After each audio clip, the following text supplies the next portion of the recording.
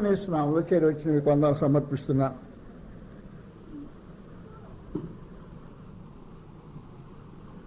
హెబ్రీయులకు రాసిన పత్రిక 12వ అధ్యాయం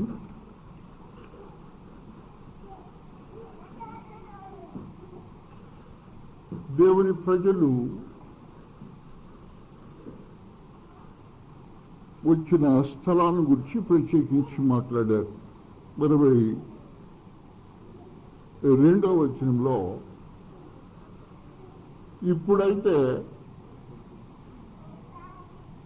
సియోను కొండకును జీవము గల దేవుని పట్టణమునకును అనగా పరలోకపు యెరూషలేమునకును వేవేల కొలది దేవదూతల ఎద్దుకును పరలోకమందు రాయబడి ఉన్న జ్యేష్ఠుల సంఘమునకును వారి మహోత్సవమునకును అందరి న్యాయాధిపతి అయిన యేసునద్దుకును హేబెల్ కంటే మరి శ్రేష్టముగా పలుకు ప్రోక్షణ రక్తమునకును మీరు వచ్చి ఉన్నారు. దేవుని ప్రజలుగా మనం నిలిచిన స్థలం ఏదో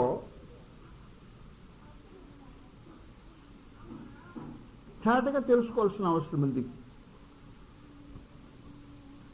నీవు నిలిచిన స్థలం ఏది? ఓ రోజున మోషే భక్తునికి తను నిలిచిన స్థలం ఏదో తెలియలా. పరమదేవుడు అతనికి ఆ సంగతి తెలియచేయాల్సిన అవసరం ఉండింది. మోషే, నీవు నిలిచిన స్థలము పరిశుద్ధమైన భూమి. నీవు నిలిచిన స్థలము పరిశుద్ధమైన భూమి. నీ కాళ్ళు చెప్పులు విడిచే. ఈ స్థలంలో నేను ఆశ్చర్యమైన కార్యములు జరిగించబోతాను అని తాను నిలిచిన స్థలము తెలియని మోషకు పరమదేవుడు సంగతులు వివరించాడు. మనం వెనక్కి వెళ్ళిపోయి మోషే నిలిచిన స్థలాన్ని ఆలోచన చేస్తే తాను ఎరుగక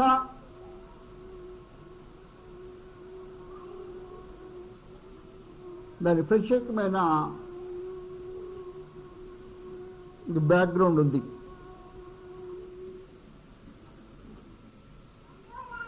కానీ ఇప్పుడు మనం మాట్లాడుతుంది మనం నిలిచిన స్థలం. నీవు నిలిచిన చోటు యొక్క ప్రాముఖ్యత, ప్రాధాన్యత, ప్రత్యేకత ఏమి? ఆ సంగతి తెలుసుకోకుండా నిలిస్తే దేవుని యొక్క హెచ్చరికలు పొందాల్సిన అవసరం ఏర్పడుతుంటుంది. ఇప్పుడైతే మీరు అని మాట్లాడుతూ పూర్వకాలానికి ప్రస్తుతానికి ఉండే వ్యత్యాసాన్ని ఆయన పోల్చి మాట్లాడాలి.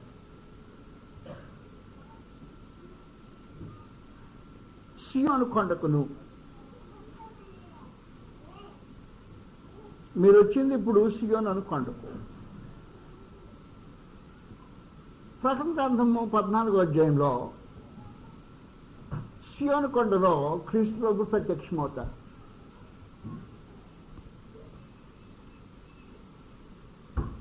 నువ్వు నిలిచిన స్థలం ఏది అనేది నీకు తెలియాల్సిన ప్రాముఖ్యంగా అవసరం ఉందని చెప్తున్నానే. ఇప్పుడైతే సియోను కొండకును ప్రకటన గ్రంథము 14వ అధ్యాయంలో మొదటి వచనం, మరియు నేను చూడగా ఇదిగో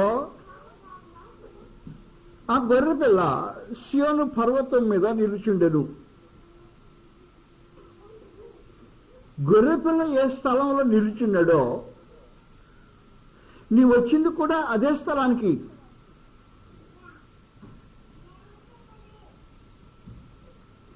ఆయన నామమును, ఆయన తండ్రి నామమును నొసళ్ళ యందు లిఖింపబడి ఉన్న 144,000 మంది ఆయనతో కూడా ఉండిరి.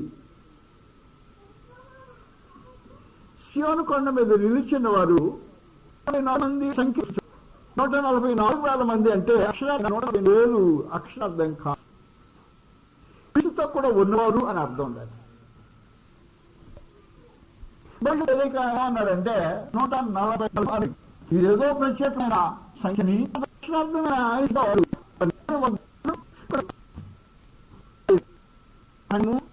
ఉన్నాయి. తండ్రి అయిన దేవుని యేసుక్రీస్తును నమ్మని వాడు ఆ సియోను కొండ మీద ఉండడు.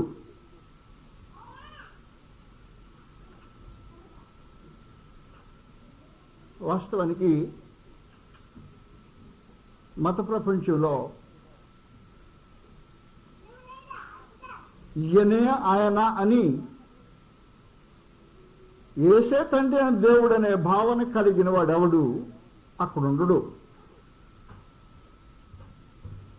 ఆయన తండ్రి నామము ఆయన నామము రెండు మాట్లాడాడు. అక్కడ చదువుతాం. ఆయన నామమును గొర్రెపిల్ల యొక్క నామం, తరువాత ఆయన తండ్రి నామమును నొసల యందు లిఖింపబడి ఉన్న 144,000 మంది అన్నమాట. సియోను కొండకు వచ్చిన వారు. సియోను కొండకు వచ్చిన వారు అంటే కొత్త నిబంధన సంబంధులని పరిశుద్ధ దేవుడు తన గ్రంథంలో తెలియజేశారు. గలతీయులకు రాసిన పత్రికలో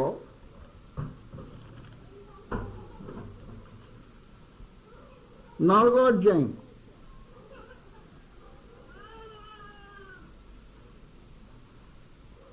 4వ అధ్యాయం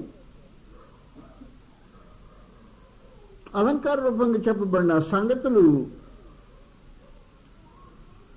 ఇలాగున్నాయి.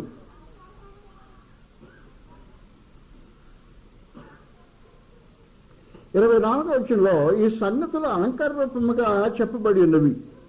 ఈ స్త్రీలు 2 నిబంధనలు అయి ఉన్నారు. వాటిలో ఒకటి సీనాయి కొండ సంబంధమైనదై దాసుల వంటకు పిల్లల కనులు. ఇది హాగర్. ఈ హాగర్ అన్నది అరేబియా దేశంలో ఉన్న సీనాయి కొండయే. ప్రస్తుతం ఉందని యెరూషలేము దాని పిల్లలతో కూడా దాసమందున్నది కనుక ఆ నిబంధన దానికి దీటై ఉన్నది. పాత నిబంధన సంగతి మాట్లాడాడు.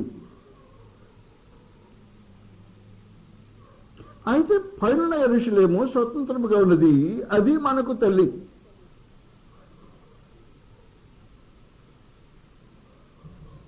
కాబట్టి వాస్తవానికి ఆయన మాట్లాడుతున్న ప్రత్యేకమైన సందర్భంలో వచ్చిన జనులు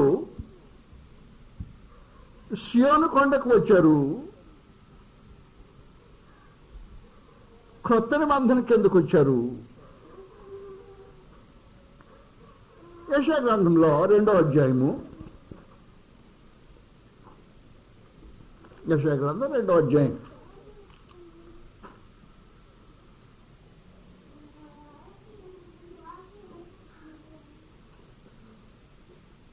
దీని సియోను 3వ వచనంలో ఆ కాలమున సియోనులో నుండి ధర్మశాస్త్రమును యెరూషలేము నుండి యెహోవాకు బయలువెళ్ళును.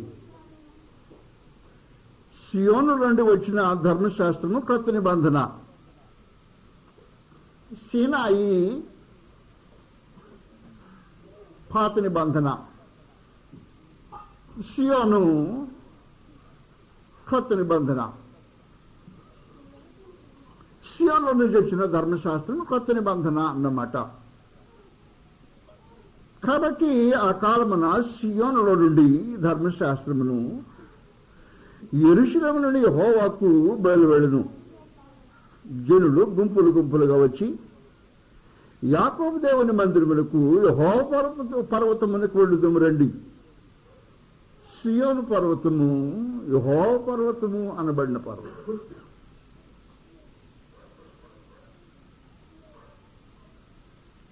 ఆయన తన మార్గముల విషయమై మనకు బోధించును, మనం ఆయన త్రోవల యందు నడుతుము.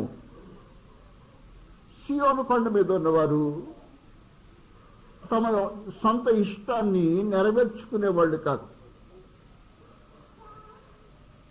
ఆయన మార్గముల విషయమై బోధింపబడిన తర్వాత ఆయన ఇష్ట ప్రకారం నడిచేవాళ్ళు మాత్రమే. కాబట్టి క్రీస్తు ప్రభుతో పాటు ఆయన సియోను కొండ మీద ఉంటే, ఆ కొండ మీద ఆయనతో కూడా ఉన్నవారు ఆయన మార్గముల విషయమై బోధింపబడి ఆయన త్రోవలను నడుచుకునే భావన కలిగిన వారు ఈ సంఖ్యకు సంబంధించిన వారు. వారికి ముందు క్వాలిఫికేషన్ ఆయన నామము, ఆయన తండ్రి నామము నొసల యందు లిఖింపబడి ఉన్నవారు. అంటే అద్వితీయ సత్యదేవుని, ఆయన పంపిన యేసుక్రీస్తును విశ్వసించిన వారు.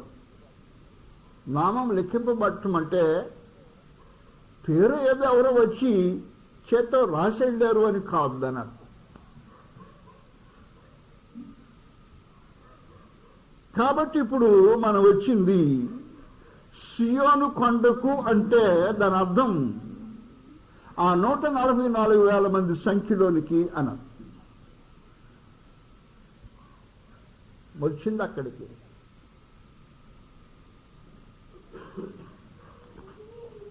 ఇప్పుడైతే సియోను కొండకును జీవము గల దేవుని పట్టణం. ఈ పట్టణానికి క్వాలిఫికేషన్ ముందుగా చెప్పేశాడు, పరలోకమందున యెరూషలేమునకు అని. ఈ పరలోకమందున యెరూషలేము అనే దాన్ని ముందుగా మనం గలతీయులు 4వ అధ్యాయంలో ప్రస్తావించుకున్నాం. మళ్ళా చూస్తాం ఒకసారి. గలతీయులు 4వ అధ్యాయంలో ప్రస్తుతం అందున యెరూషలేము సీనాయి కొండకు సంబంధించింది అని,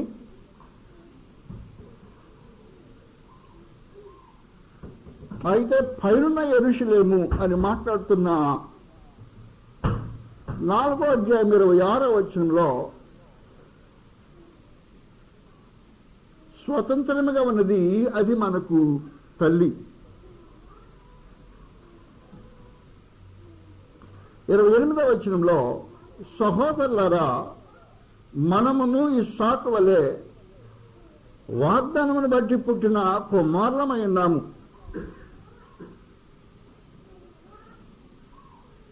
అప్పుడు శరీరమందు పుట్టినవాడు ఆత్మను బట్టి పుట్టినవాడిని ఎలాగ హింస పెట్టినో ఇప్పుడు అలాగే జరుగుతున్నది అని ఆనాటి హింసను గురించి మాట్లాడిన తర్వాత ఇందును గురించి లేఖనం ఏం చెప్పుచున్నది? దాసిని దాని కుమారుని వెళ్ళగొట్టుమో. దాసి కుమారుడు ధర్మశాస్త్ర సంబంధి.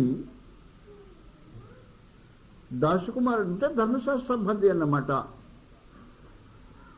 స్వతంత్రాల కుమారునితో కొత్త నిబంధన సంబంధితో వారసుడయ్యుండడు. కాబట్టి వాస్తవానికి నీ వచ్చిన పట్టణమే పరలోక సంబంధమైన యెరూషలేము. ప్రకటన గ్రంథం 21వ అధ్యాయంలో చిన్న క్షణిక దృష్టి ఈ పట్టణాన్ని గురించి కనిపిస్తుంటుంది. అంతటా నేను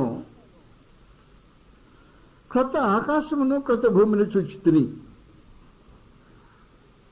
మొదటి ఆకాశమును మొదటి భూమిని గతించిపోయాను, సముద్రము ఇకను లేదు.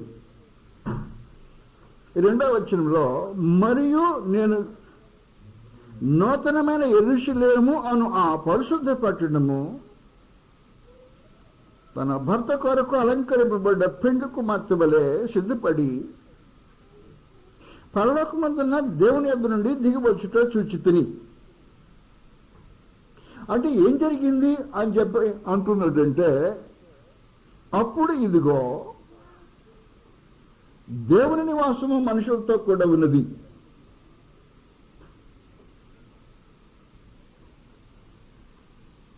కాబట్టి ఇప్పుడు మాట్లాడుతున్న విశేషమైన సంగతి, యెరూషలేము పరిశుద్ధ పట్టణములో నీవు ఉన్నావు అంటే దేవుని నివాసము మనుషులతో ఉండే అనుభవంలో ఉన్నాము అనే సంగతి ఆయన తెలియజేస్తున్నాడు. నీవెక్కడున్నావు? మోషే, నీ నిలిచిన స్థలం ఏది? ఎన్నిసార్లు మోషే ఆ స్థలం తిరిగాడో నాకు తెలియదు. 40 సంవత్సరాల అనుభవంలో తన కర్రతో, గొర్రెలతో, మందలతో తాను ఆ ప్రాంతాన్ని, ఆ కొండ శిఖరాన్ని ఎన్నిసార్లు దాటాడో మొత్తం నాకు తెలియదు. కానీ ప్రత్యేకమైన సమయం వచ్చినప్పుడు పరమదేవుడు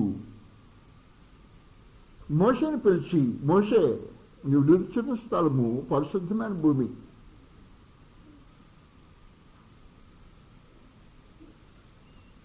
అలాగే ఈ రోజున మహాదేవుడు నువ్వు ఎన్నిసార్లు ఈ సంగతులు ఆలోచన చేసావు, విన్నావో నాకు తెలియదు. కానీ నీవు నిలిచిన స్థలం ఏది అనే సమాచారము నీకు వినిపించాలనే ఉద్దేశంతో క్రీస్తు యేసునందు నీ జీవిత అనుభవంలో నీవు నిలిచిన చోటేది అది తెలియకపోతే అక్కడ ఎలాగ మసులుకోవాలో మనుషులకు అర్థం కాదు. అర్థం కాని మోషే తను చెప్పులతో ఉంటే మహాదేవుడు అన్నాడు, మొట్టమొదటి నీ చెప్పులు విడువుము అనేసి. కనుక ఇప్పుడు నువ్వు నిలిచిన స్థలము నీకు నిజంగా అర్థమైతే అక్కడ మసులు కావలసిన విధానం ఏంటో తెలుస్తుంది, అవకాశం ఉంటుంది.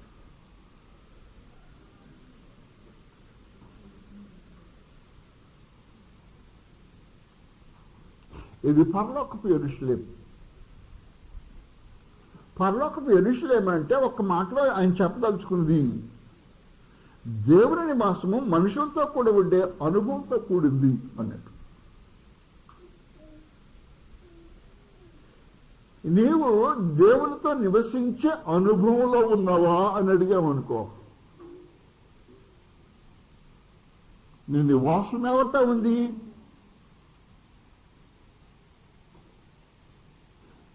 నీ నొసటి మీద ఎవరి పేరుంది? నీ హృదయంలో ఎవరి యందు విశ్వాసం ఉంది?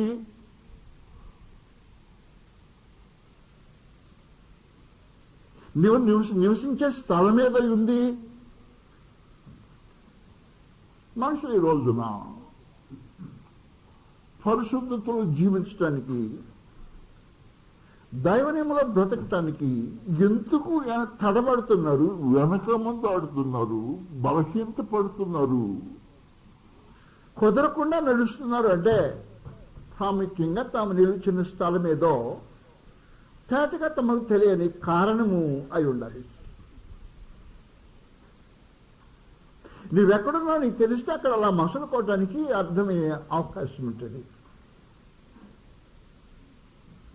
నేను కొన్ని స్థలాలకు వెళితే నా శరీరము ఆ వస్తువు తాగితే అది మురికి మట్టయిపోతుందేమో అన్నంత పవిత్రంగా ఉండే చోట్లు ఉన్నాయి భౌతికంగా.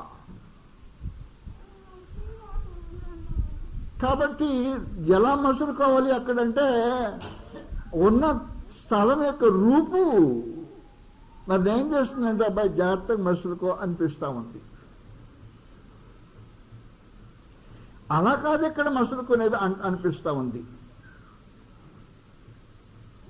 లేదు కొంతమంది మనుషుల మధ్యలోకి నేను నడిచాను. నడిచిన మనుషులు అంతా వింతైన మనుషులు. వారి మధ్యలో నేను నిలబడిన రోజున నా నాగరికత వారి నాగరికత వ్యత్యాసము ఉందని నాకు తెలిసినప్పుడు నన్ను ఏమనుకుంటారో ఈ నాగరికుల మధ్యలో అనే భావన నాకు కలిగింది. నీకు ఎప్పుడైనా అలాంటి భావన కలిగిందో లేదో నాకు తెలియదు.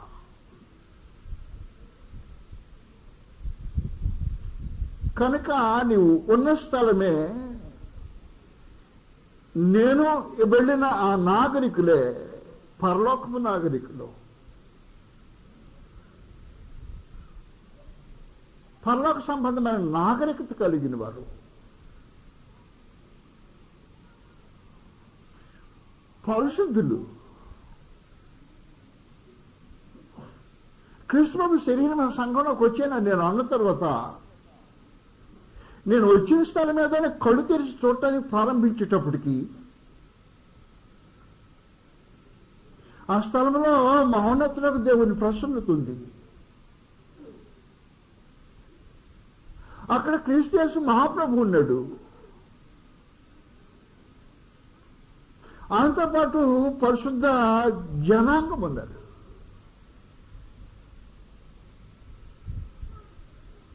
మనుషులకి నాగరికత తెలియాల్సిన అవసరం ఉంటుంది. ఒక రోజున యెషయా ఇలాంటి అనుభవాన్ని చవి చూచినప్పుడు తను పరీక్షించుకుని వ్యత్యాసాన్ని గమనించాడు. యెషయా గ్రంథం 6వ అధ్యాయంలో నీవున్న స్థలం ఏదో నీకు తెలిస్తే మోషే లాంటి అనుభవం వస్తుంది. నీవున్న చోట నీకు అర్థమైతే యెషయా భక్తులు లాంటి భావాలు కలుగుతుంటాయి. కానీ నువ్వెక్కడున్నావో నీకు తెలియలేదు అనుకో. నీవున్న స్థలం ఏదో నీకు అర్థం కాలేదనుకో. 6వ అధ్యాయం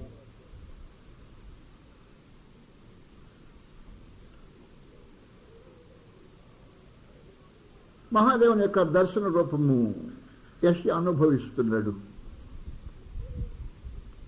మొదటి నుండి రాజైన ఉజ్జియా మృతి నందిన సంవత్సరమున అత్యున్నతమైన సింహాసనమందు ప్రభు ఆసీనుడైండగా నేను చూచితిని. ఆయన చొక్కాయి అంచులు దేవాలయమును నిండుకొనెను. ఆయనకు పైగా శరాఫులు నిలిచిండిరి. ఒక్కొక్కరికి 6 రెక్కలుండును. ప్రతివాడు 2 రెక్కలతో తన ముఖమును, 2తో తన కాళ్ళను కప్పుకొంచు 2తో ఎగురుచుండెను. విశేషమైన వాతావరణం అది. అది మానవులకు భూమి మీద లభ్యమయ్యే పరిస్థితి కాదు. ఇది పరలోక సైన్య సమూహముల మధ్యలో అత్యున్నతుడిగా ఆసీనుడైన దేవుని సమ్ముఖంలో జరుగుతున్న కార్యక్రమం అది.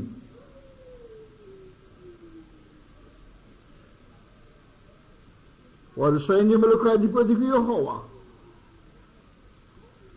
పరిశుద్ధుడు, పరిశుద్ధుడు, పరిశుద్ధుడు, సర్వలోకమైన మహిమతో నిండి ఉన్నదని గొప్ప స్వరముతో గాన ప్రతిగానములు చేయుచుండిరి. వారి కంఠస్వరము వలన గడప కమ్ములు పునాదులు కదులుచు మందిరము ధూపం చేత నిండగా నేను యెషయా మాట్లాడుతూ, అయ్యో నేను అపవిత్రమైన పెదవులు గలవాడును, అపవిత్రమైన పెదవుల గల జనుల మధ్య నివసించువాడును. నేను నశించి తిని రాజును సైన్యములకు అధిపతి యెహోవాను నేను కన్నులార చూచి తిని అనుకో. కాబట్టి నీవున్న స్థలం ఏదో కరెక్ట్గా నీకు తెలిస్తే ఆ వాతావరణంలో నీవెవరో చూసేదానికి పూర్ణంగా అర్థమై ఉంటుంది. కానీ ఈ రోజున నేను క్రీస్తులో ఉన్నా, ఆయన సంఘంలో ఉన్నానని చెప్పుకునే మనుషునికి తానున్న స్థలం యొక్క పరిస్థితి ఏంటో సరిగ్గా తెలియకుండానే తన బ్రతుకు శాపగ్రస్తమైన బ్రతుకుగా బ్రతుకుతుంటాడు. యెషయా మేలు తను కన్నులాలు చూచిన సంఘటనే, తాను ఉన్న స్థితి తనకు కనిపించే స్థితికి మధ్యలో వ్యత్యాసం. నేను మాట్లాడుతుంది అది. కనుక నేను వెళ్ళిన స్థలంలో నేను ప్రవేశించగానే మహాదేవుని యొక్క ప్రసన్నత. సమీపింపరాని తేజస్సులో తాను మాత్రమే వసించుతూ అమరత్వం కలిగిన దేవుని యొక్క మహోన్నతత. ఆయన ప్రక్కనే సింహాసనం మీద ఆశీనుడైన క్రీస్తు యేసు యొక్క ఆధిపత్యం, పరిశుద్ధాత్మ యొక్క మహిమ ప్రసన్నత, పరిశుద్ధుల సహవాస భాగ్యం. నేను ప్రవేశించా, అప్పుడు నేను ఎక్కడున్నానో నాకు తెలుసుంటే దిద్దుకునే అవకాశం అన్న ఉంటుంది, వారితో సమకూడి జీవించడానికి అలవర్చుకునే అవకాశమైనా ఉంటుంది. ఈ రోజున క్రీస్తునందున్న వాడికి అలాంటి మనసు కలగకపోవటము చాలా దురదృష్టం. నువ్వెక్కడున్నావు? ఇప్పుడైతే సియోను కొండకును, ఆ కొండ దగ్గర మీద ఎవరున్నారు? గొర్రెపిల్ల ఉంది. ఆ గొర్రెపిల్లతో పాటు జనమున్నారు. ఆ జనములో నీవొక్కడు కదూ, అవునా?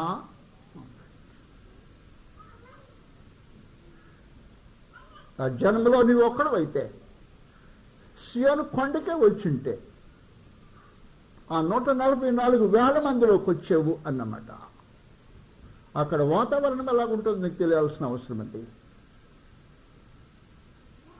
అది మ్యాజిక్ సంఖ్య కాదు.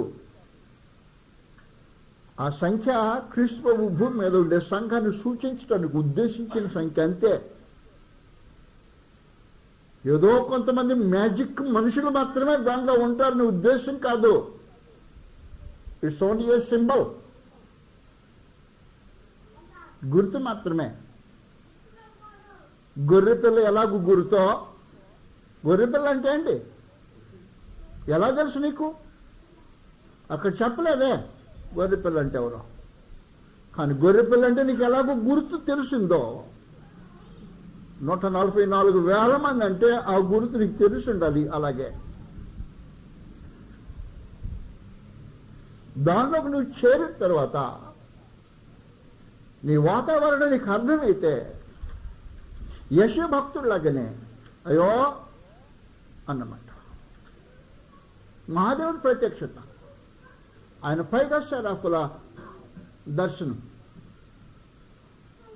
పరమదేవుని ఇరువైపులా నిలిచిన వారు సైన్యములకు అధిపతిగా పరిశుద్ధుడు పరిశుద్ధుడు పరిశుద్ధుడు అంటూ, వీరు పరిశుద్ధుడు అంటే రెండో ప్రక్కనే పరిశుద్ధుడు, మళ్ళా పరిశుద్ధుడే, మళ్ళా పరిశుద్ధుడే. గానము ప్రతి గానం చేస్తూ అదృశ్యమే చిత్రంగా కనిపించింది. ఇక్కడనే ఉంటానికి తగిన వాడిని కాదు అనుకున్నాడు. నీవు ఉండే స్థలంలో, నీవు ప్రవర్తించే రూపంలో నువ్వు ఉండ తగిన వాడివేనా? ఆ సంగతి నీకు అర్థం కావాల్సిన అవసరం ఉంది. నేను వచ్చిన స్థలం ఎలాగైతే ఎలాగుందే, నేను ప్రవర్తించేది ఇలాగేనా అని నీకు ఎప్పుడైనా అర్థం కాలేదంటే అర్థం ఏంటో తెలుసిన? మోషేలాగా తను నిలిచిన స్థలం మీద తెలియక గొర్రెలు కాసుకున్న అనుభవంలోనే కొనసాగుతుంటే కానీ చెప్పేసాడు ప్రత్యేకించు. ఇప్పుడు మీరు వచ్చిన స్థలమే సియోను అనుకొండ. ఆ కొండ మీద గొర్రెపిల్ల ఉంటాడు. అక్కడ ప్రత్యేకమైన మనుషులు ఉన్నారు. నువ్వు అక్కడికి వచ్చావు.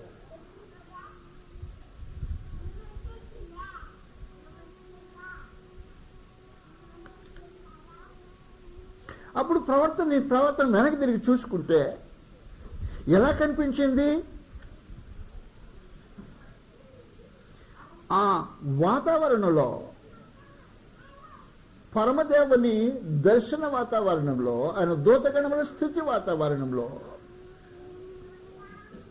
యెషయా భక్తుడు లోపల ప్రవేశించితే తనకి ఎలాగర్థమైంది? అర్థమైన రూపం చెప్పేశాడు. అయ్యో నేను నశించి తిని, దానికంటే ముందుగా వారు పవిత్రమైన పదవులతో మహాదేవుని స్తుతించే దూతగణం, నేను అపవిత్రమైన పెదవులు గలవాడిని, రాజును సైన్యములకు అధిపతి యెహోవాను కన్నుల చూచుకుని. అప్పుడు మహాదేవుడు కనికరించి, నీవు అలాగ వింతగా ఈ స్థలంకి వచ్చిన తర్వాతనే ఫీల్ అవ్వాల్సిన అవసరం ఏమి లేదు. అపవిత్రమైన పెదవులుగా నువ్వు గుర్తించావు కదూ, దాని శుద్ధి నా వల్ల కలుగుతుంటుంది. నీ పెదవులు శుద్ధి చేయబడే పరిస్థితి నేనుగా కల్పిస్తా అని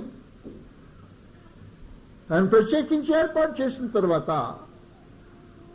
కారుతో నిప్పులు పెట్టుకున్న ఒక వ్యక్తి తన దగ్గరకు వచ్చి అపవిత్రమైన పెదవులు ముట్టాక, ఆ పెదవులు కాల్చబడిన తర్వాత, అపవిత్రత పవిత్రత చేయబడిన తర్వాత ఆయన సముఖంలో నిలవటానికి అవకాశం లభించినట్టే ఈరోజు నీవున్న స్థలము ఎలాంటిదో, నీ బ్రతుకు ఎలాంటిదో, ఆ రెంటికి వ్యత్యాసం ఎలాంటిదో, నువ్వు అక్కడ ఉండటానికి వీలుందా?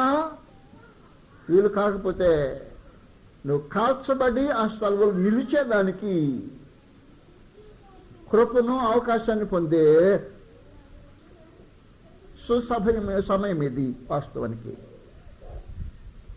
కానీ నీవు నిలిచిన స్థలం ఏదో ఖచ్చితంగా తెలియాల్సిన అవసరం ఉంది. సీయోను కొండ యొక్క అనుభవంలో వారు విశేషమైన మనుషులు. నువ్వు నిజంగా అక్కడికే వచ్చుంటే కొంచెంసేపు వారిని మరి కళ్ళతో దగ్గరకు వచ్చి చూస్తాం. ప్రకటన గ్రంథము 14వ అధ్యాయంలో ఇప్పుడైతే సీయోను కొండకు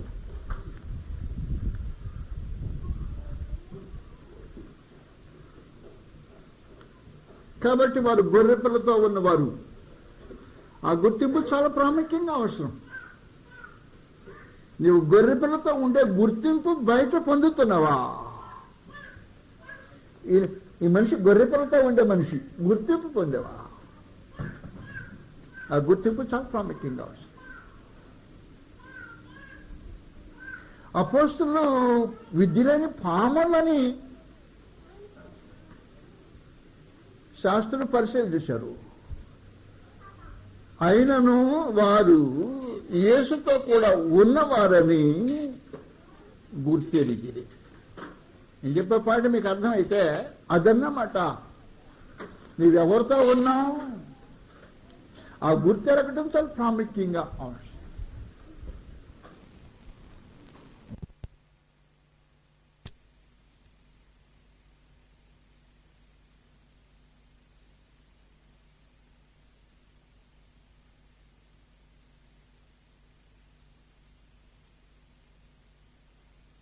మనల్ని అలాగూ గుర్తించాల్సిన అవసరం ఎంతైనా ఉంది.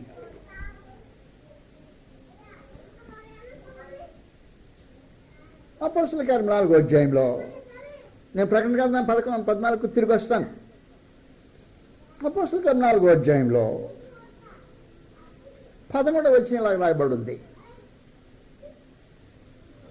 వారు పేతురు యోహానుల ధైర్యం చూచినప్పుడు వారు విద్య లేని పామర్లని గ్రహించి ఆశ్చర్యపడి వారు యేసుతో కూడా ఉండిరని గుర్తెరిగిరి. 3 ప్రత్యేకమైన సంగతులు ఉన్నాయి అక్కడ. మొదటి విశేషమైన సంగతి, వారు ప్రభు పక్షమున ధైర్యం కలవారు. పిరికివారు కాదు. పిరికివారు నరకానికి పాత్రలయ్యే మనుషులు. వీరు పిరికివారు కాదు. మొదటి విశేషమైన సంగతి, వారు పేతురు యోహానుల ధైర్యమును చూచినప్పుడు అన్నమాట. వారు ప్రభుపక్షంగా ధైర్యంగా మాట్లాడుతున్నవారు. నెంబర్ 2, వారు విద్య లేని పామరులు. వారి భౌతికమైన స్థితి అది. వారి బ్యాక్గ్రౌండ్ గురించి మాట్లాడేటం. వారు విద్య లేని పామరులు. కానీ 3వదే విశేషంగా రెండో దాన్ని కొట్టి పడేస్తుంది. ఏమంటున్నాడంటే, వారు యేసుతో ఉండిన వారని గుర్తెరిగిరి. కాబట్టి నీవు సియోను కొండకు వచ్చి ఉంటే అలాగూ నీవు గుర్తెరగబడటము చాలా ప్రాముఖ్యంగా అవసరం అన్నమాట. గుర్తింపు పొందడం చాలా ప్రాముఖ్యంగా అవసరం. నువ్వెవరివి? యేసుతో కూడా ఉన్నవారు. సియోను కొండ మీద ఉన్నవారు ఎవరు? నువ్వు పిలువబడింది ఎక్కడికి? సియోను కొండకి. ఎవరున్నారు అక్కడ కొండ మీద? క్రీస్తు ప్రభువు ఉన్నాడు. నువ్వు ఎక్కడికి వచ్చావు? అక్కడికే వచ్చావు. ఆయనతో పాటు ఉన్నావా? నీ అనుభవం ఏమంటుంది? క్రీస్తు యేసుతో పాటు సియోను కొండ మీద ఉన్నావు అని అంటుందా? ఒకడు వచ్చిన తర్వాత ప్రవర్తనలో లోపం అయితే యెషయా భక్తుడు దేవుని ప్రసన్నతలో తన భక్తిహీనతను అపవిత్రతను గుర్తించి పవిత్రుడు కావాలని ఆ మాత్రంలో మన మసులుకోవాలని ఆలోచన చేస్తున్నావా? కాబట్టి నీవు నిలిచిన స్థలం ఏదో ఖచ్చితంగా నీకు తెలియాల్సిన అవసరం ఉంది. క్రీస్తు యేసునందు ఆయన శరీరమైన సంఘంలో మనుషులకు వారితో పాటు వారిలో నీవు అక్కడివి. అది ప్రత్యేకమైన జనం. విశ్వాసమును బట్టి తండ్రిని ఆయన కుమారుడైన యేసుక్రీస్తును అంగీకరించేవారు, సహవాసమును బట్టి క్రీస్తు యేసుతో పాటు ఉన్నవారు. 1 కొరింథీ 1:9 సార్థకం చేసేవాళ్ళు.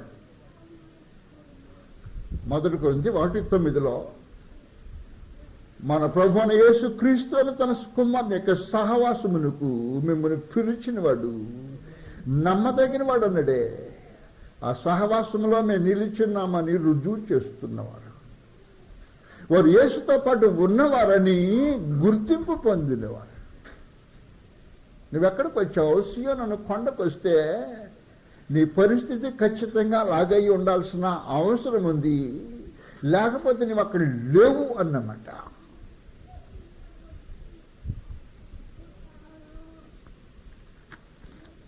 ప్రకటన గ్రంథం 14వ అధ్యాయంలో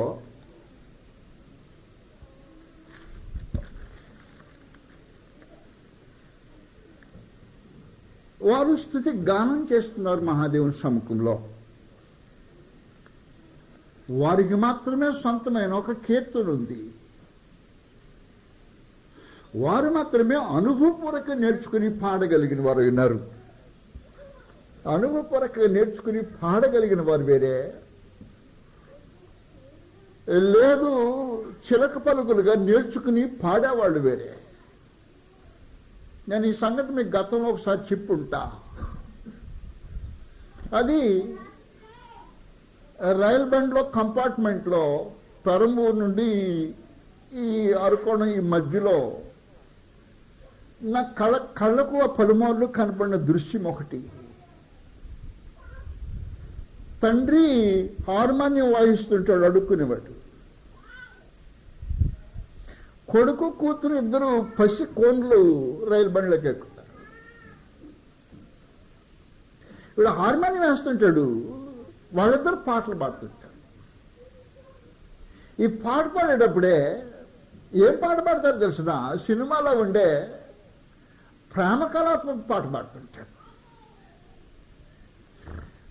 ఆడపిల్లేమో ఆడదాన్ని పాడబడుద్ది, మగబిడ్డేమో మగోడు పాట పాడుతుంటారు. ఇద్దరు పసికొండ్లు అక్క తమ్ముడు పాడుతుంటారు. అనుభవంతో పాడారా? ఆహాహా, అనుభవంతో పాడలా, అడుక్కోటానికి పాడారు. అనుభవంతో పాడకపోతే అది అడుక్కోటానికి పాడిన పాట. ఒకవేళ నీవు అడుక్కోటానికి పాడిన పాటగా పాడుతుంటే విమోచన గీతము, వీరు పాడిన పాట నీవు పాడితే అది అడుక్కోటానికి పాడితే అది అడుక్కునేవాడు బాంధవ్యమే కానీ అనుభవంతో కూడిన బాంధవ్యం కాదు. కానీ వీరు ఒక పాట పాడుతున్నారు. సియోను కొండ మీద ఉండేవారు, క్రీస్తు యేసుతో ఉండేవారు.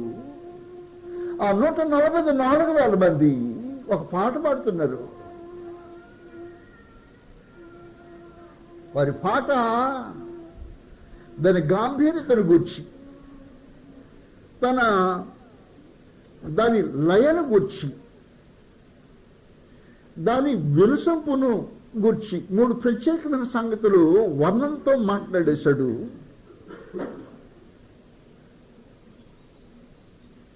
రెండవ వచనంలో మరి విస్తారమైన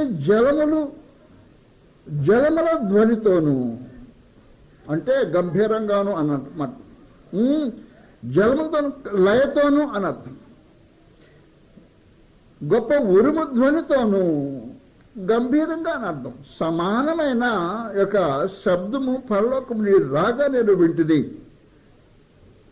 శబ్దం యొక్క మాధుర్యం ఎలాగుందో మాట్లాడుతున్నాడు 3వ సందర్భంలో.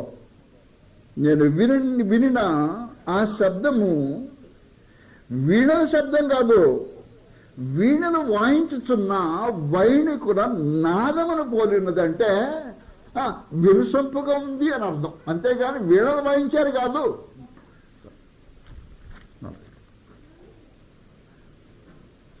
వారు సింహాసనం ఎదుటను, ఎక్కడికి వచ్చారు? 4 జీవులు ఎదుటను, వాతావరణం అన్నమాట. పెద్దల ఎదుటను ఒక క్రొత్త కీర్తన పాడుచున్నారు. ఎవరు వీళ్ళు పాడేది? వాళ్ళు అన్నమాట. ఎవరు వాళ్ళు? భూలోకము నుండి కొనబడిన ఆ 140 అన్నమాట. ఎవరు రక్తంతో కనబడ్డారు? వాళ్ళు అన్నమాట. భూలోకం నుండి కొనబడిన ఆ 140,000 మంది తప్ప మరి ఎవడునూ కీర్తనను నేర్చుకొనజాలడు. కారణం ఏంటి? కొనబడిన వారు వారే, విమోచింపబడిన వారు వారే. కాబట్టి ఈ డ్యూయట్ పాడితే, అంటే ఈ లవ్ సాంగ్ పాడినప్పుడు, సినిమాలో అది అక్క తమ్ముడు పాడినప్పుడు అనుభవంతో పాడలా, ఎలా పాడలేదో అలాగ అనేక మంది ఈ విమోచన గీతం పాడితే ఆ బిడ్డల్లాగానే అనుభవం లేని వారే, కానీ పాడేవారే అసలు ఒరిజినల్. ఏం చేస్తారు? అనుభవంతో విమోచన గానం చేస్తుంటారు. నీ విమోచన గానము అనుభవంతో కూడిందా? క్రీస్తు యేసు విమోచించిన అనుభవము జీవితంలోనే ప్రవేశించి అది గానంగా మారిందా? వారు నేర్చుకోగలరంట పాట, ఇంకెవరు నేర్చుకోలేరంట. ఎందుకు నేర్చుకోలేరు? తక్కినాడు పాడలేరా? ఊరకనే పాడగలరు, పసిబిడ్డలు పాడినట్టు. అనుభవపూర్వకంగా పాడలేరు. కారణం ఏమంటే అది వారిది కాదు, అది వేరే వాళ్ళదే. కనుక నీ విమోచన నీకు గానం తీసుకొచ్చేదిగా, నిన్ను కొనిన ఆ విలువే నీకు అర్థమయ్యేదిగా. క్రీస్తు ప్రభు ఆయన విమోచన రక్తంతో కొనబడ్డవనే జ్ఞానం నీకు కనీసం ఉంటే, పాపం నుంచి నేను కొనేశాడని సంగతి తెలివి నీకుంటే, విడిపించడానికి ఆయన శ్రమానుభవం ఎలాగో అనుభవించాడు, శ్రమ పడ్డాడని సంగతి తెలుసుంటే, కుక్క తన వాంతికి తిరిగినట్టు, కడుగుబడిన పంది తిరిగి బురదలో దొరుటకు మళ్ళినట్టు నువ్వెన్నడూ మళ్ళకుండా ఉండేవాడు. తెలుసుంటే అనుభవం. ఎందుకు జరుగుతుంది? అనవసరంగా భక్తిహీనత, పాపం ఎందుకు జరుగుతుంది కృష్ణ శరీరంలో? మనుషులు అపవిత్రులకు ఎందుకు బ్రతుకుతున్నారు? పరిశుద్ధమైన జీవితానికి కష్టపడాల్సిన అవసరం ఏముంది? నువ్వెక్కడికి వచ్చావో నీకు తెలియలా. ఆ పాటను కనీసము వచ్చి నేర్చుకుని పాడిన పాట కాదు. అది నేర్చుకుని పాడిన పాట అయితే క్రింద దాన్ని వివరిస్తూ మాట్లాడుతున్నాడు. నువ్వు నేర్చుకుని పాడిన పాట.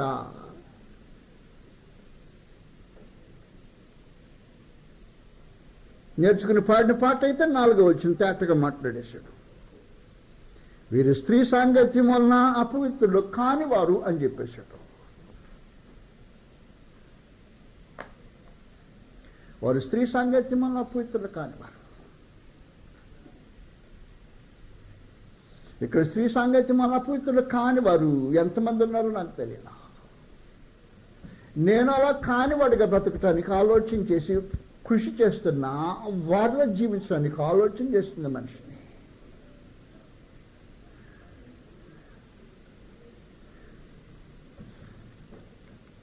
దీనికి భౌతికమైన వివాహానికి సంబంధం లేదు. ఇది భౌతికమైన సంగతుల గురించి మాట్లాడటల్లా. స్త్రీ అనేది ఒకటి ఉంది ఎక్కడ. ఈ వేషతో ఈ కార్యక్రమం జరిగించిన మనుషులు అన్నమాట.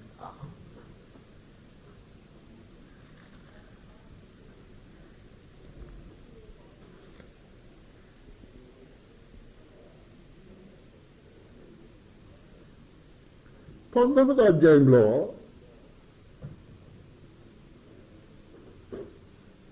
ఈ స్త్రీని గురించి సమాచారం తెలియచేశాడు. 18వ అధ్యాయం చదువుతాం. 19వ అధ్యాయంలో ఉంది 2వ వచనంలో. వదిలిపెట్టి 18వ అధ్యాయంకి వచ్చాం.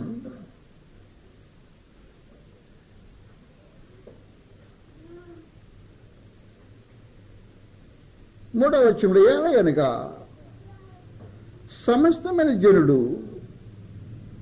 మహోద్రేకంతో కూడిన దాని వ్యభిచార మద్యములు త్రాగి పడిపోయి భూరాజులు దానితో వ్యభిచరించిరి. భూలోకమందరి వర్తకులు దాని సుఖభాగముల వలన ధనవంతులేరి. ఈ స్త్రీ వలన అపవిత్రపరచబడిన వారు, ఈ స్త్రీ సాంగత్యం ఎరుగని వారు. వాళ్ళు ఎవరో స్త్రీ, దాని పేరేంటి?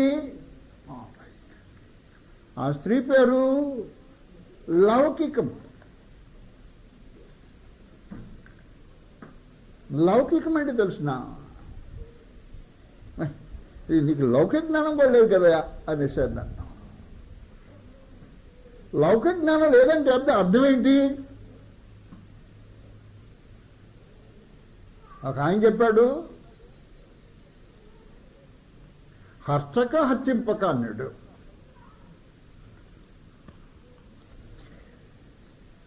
ఎస్కేప్ అయి తిరుగువాడు ఎక్స్పర్ట్ సుమతి అని. అదో పెద్ద ఇంగ్లీషు తెలుగు కలిపిన గొడవ. నొప్పింపక, ఇతరులు బాధింపక, తానుకు నొప్పి కలగకుండా తప్పించుకుని తిరుగువాడు ధన్యుడు సుమతి అని దాన్ని ఈయన ఇంగ్లీష్లో పెట్టి చెప్పిన గొడవ అన్నమాట. అది లౌకికం అంటే. నీవు ఇతరులను నొప్పించకూడదు, ఇతరుల వల్ల నీకు నొప్పి కలగకూడదు, తప్పించుకుంటూ తిరుగుతూ ఉండాలా. వాడు భూమి మీద ఎక్స్పర్ట్. నేను చెప్పే పాయింట్ నీకు అర్థమైతే దాని పేరు లౌకికము అన్నమాట. లౌకికంగా ప్రవర్తించేవాడు ఉన్నాడే, దాని వ్యభిచారపు మధ్యంలో పడినవాడు. వీరు లౌకిక సంబంధులు కాదు.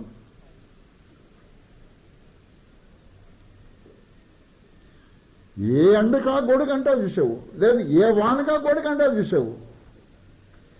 అలాంటిది లౌకికమైన జీవితం. వారు కాదు వీళ్ళు. వారు స్త్రీ సాంగత్యం మొన్న అపవిత్రులయ్యేవాళ్ళు కాదు.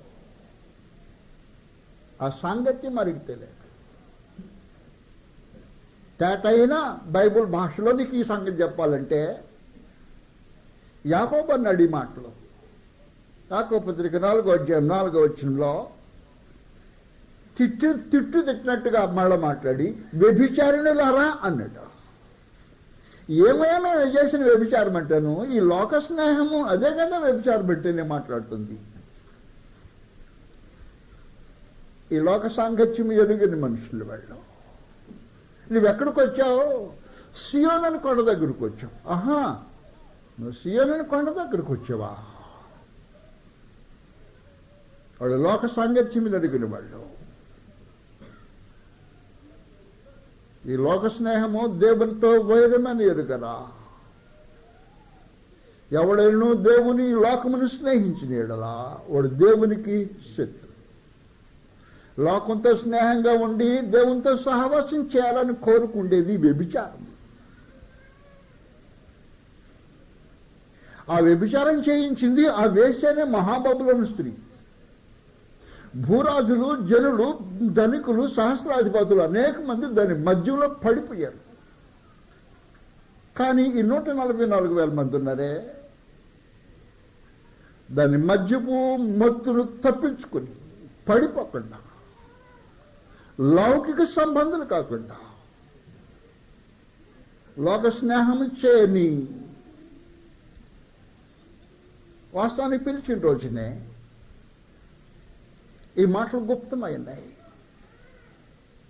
మేమేమి చేయాలి అని అడిగినప్పుడు సంగతులు చెప్పి మూర్ఖులకి ఈ తరం వారి నుండి వేరై అన్నాడు. వేరు కావలసిన అవసరం ఉంది మాట్లాడాడు. వేరు కాకుండా కలిసి కూడి ఉమ్మడిగా ఉంటేనే వ్యభిచారము చేసిన వాడివి, ఆ మత్తులో పడిన వాడివి, ఆ లౌకికం నిన్ను పడేసింది సాతాను యొక్క ఏజెంట్. సాతాను ఈ స్త్రీని ఉపయోగించుకుంది తన దేవుని ప్రజలకు విరోధంగా. వీరైతే ఆ మధ్యంలో పడిన వాళ్ళు కాదు. వారు స్త్రీ సాంగత్యం ఎరుగనివారు, ఆ స్త్రీ సాంగత్యం ఎరుగనివారు. పెళ్లి కానివారని కాదని అర్థం.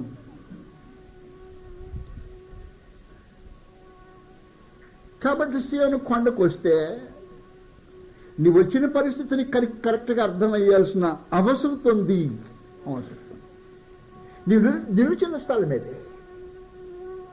మోషే, నీవు నిలిచిన స్థలం పరిశుద్ధమైన భూమి. ముందు చెప్పలేడు, కానీ యెషయాకు అర్థమైపోయింది తను నిలిచిన స్థలం ఏదో. నేను అపాత్రుణ్ణి ఈ స్థలం నిలవటానికి, నేను అపవిత్రమైన పెద్దలు కలిగిన పరిశుద్ధుల మధ్యలో నిలవటానికి. అర్థం చేసుకుంటే, కృప కొరకి వేడుకుంటే మహాదేవుడు కనికరించి యెషయా పెదవులు కాల్చి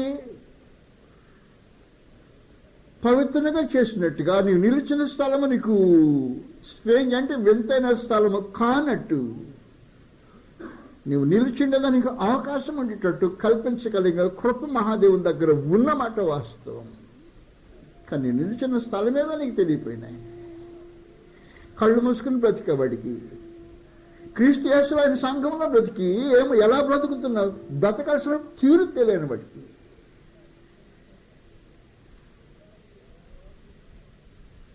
దేవుని కృప అందటం చాలా కష్టంగా ఉండిపోతుంది.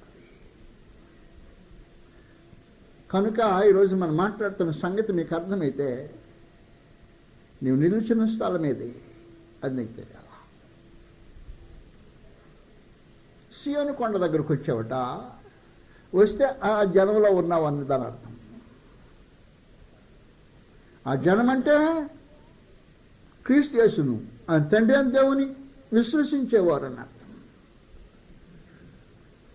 వారు క్రీస్తు యేసు సహవాసంలో ఉన్నవారని అర్థం. వారు విమోచన గానము హృదయపూర్వకంగా నేర్చుకుని చేయగలిగిన వారు అర్థం. వారు లౌకిక సంబంధాలు కానివారు అని అర్థం. వారు దేవునికిని గొర్రె పిల్లకును యాజకులు అని అర్థం. మూడో సంగతి చెప్పేశాడు. గొర్రె పిల్ల ఎక్కడికి వెళ్తుంటుందో అక్కడికి వెళ్ళేవాళ్ళు అని అర్థం. వారి గురించి మాట్లాడుతూ చివరికి ఒక మాట తెలియజేశాడు. వీరు దేవుని కొరకు గొర్రెపిల్ల కొరకును ప్రథమ ఫలముగా ఉండుటకై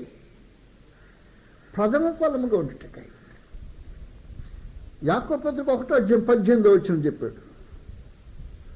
సత్యం ప్రథమ ఫలముగా ఉండినట్లు సత్యవాక్యం వలన ఆయన తన సంకల్పం ప్రకారము మిమ్మల్ని కనెను అని చెప్పినోడే ఆడన్నమాట. మనుషుల్లో నుండి కొనబడిన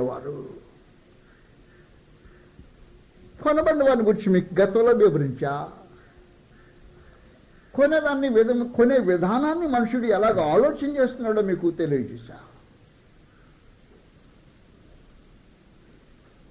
మార్కెట్కి వెళ్ళాడు, కూరగాయలు కొనటానికి. తాను ఇచ్చే డబ్బుకు తనకు వచ్చే వస్తువుకు రెంటికి టాలీ వేస్తుంటాడు. కొనేవాడికి తాను ఇచ్చే డబ్బు కంటే తనకు వచ్చే వస్తువు మేలైంది కావాలని ఆలోచన చేస్తాడు. తక్కువ దానికి ఎక్కువ డబ్బు ఇస్తాడా? ఆహా, కావాలంటే బార్గెన్, బేరం చేస్తాడు. నా డబ్బు విలువైంది, నీ వస్తువే తక్కువైంది అంటాడు. కాబట్టి కొన్న తర్వాతనే నేను భలే వస్తువు కొనుక్కున్నాను అంటాడు. డబ్బు పెట్టి కదా నువ్వు కొనేది. కానీ క్రీస్తు యేసు తన రక్తంతో కొనటానికి వచ్చాడు. తన ప్రాణం కంటే తను కొనే వస్తువు విలువైందని ఉద్దేశించి కొనటానికి వచ్చాడు. నీ దృష్టిలో క్రీస్తు ప్రభు సంఘం ఎలా ఉంటుందో నాకు తెలియదు. కానీ క్రీస్తు ప్రభు సంఘం తన దృష్టిలో తన ప్రాణం కంటే అదే విలువైంది. కాబట్టి నా ప్రాణం పెట్టవచ్చు, దాన్ని కొనొచ్చు అన్నమాట. నువ్వెక్కడున్నావు? ఒకవేళ నువ్వు ద్వారలో ఉంటే ఆ 144,000 మందిలో ఆయన నీకు ఇచ్చిన విలువది అన్నమాట. నా రక్తము కంటే నాకు వచ్చే వస్తువు సంఘము విలువైంది అని ఆయన ఉద్దేశించి ఇచ్చి కొనేస్తుంది. భూలోకం నుంచి కొనబడిన వారు.